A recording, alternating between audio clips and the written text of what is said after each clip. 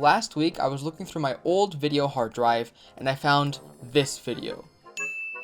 It was a recording of a prototype from 2020 that involves you controlling the player with only 2 buttons, grappling onto the wall and then shortening the grapple. I remember I loved the idea back then, but didn't end up following through with it because of my current commitments at the time. But then I thought, what if I revive this game?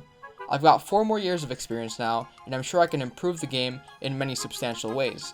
And that's what I've been doing for a few hours here and there throughout the past week, so let me bring you through the journey of the 3 phases of the improvement of the grapple prototype.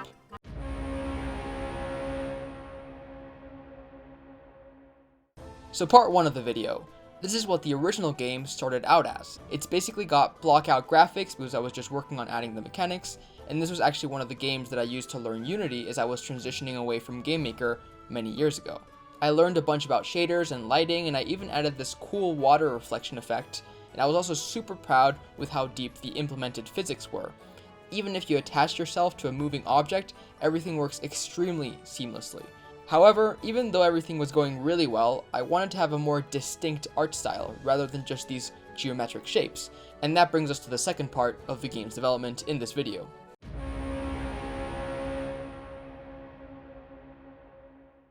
So now we're in part 2, which was a bit later in around early 2021.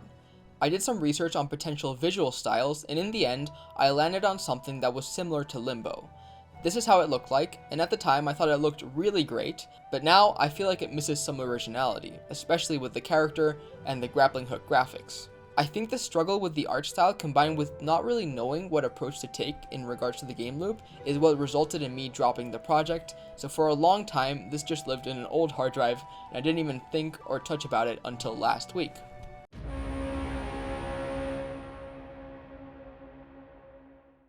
So here we are in part 3 of the video. I opened the Unity project of this game and was greeted with that Limbo looking art style, and fortunately I still had the scene of the original art style with the blocky geometric look, and I felt that that was a better approach to the visuals than the other Limbo looking one. So in the end what I did is I took the geometric look as the base, and then took some inspiration from one of my all-time favorite mobile game series, Jellycar. So here's the game right now. This is what it looks like.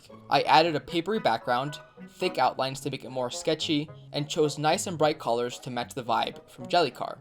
I really like how this turned out, but I still have some doubts. There are so many directions I could take this project in, but I'm unsure of which one to choose. It's the same problem that I had around 4 years ago.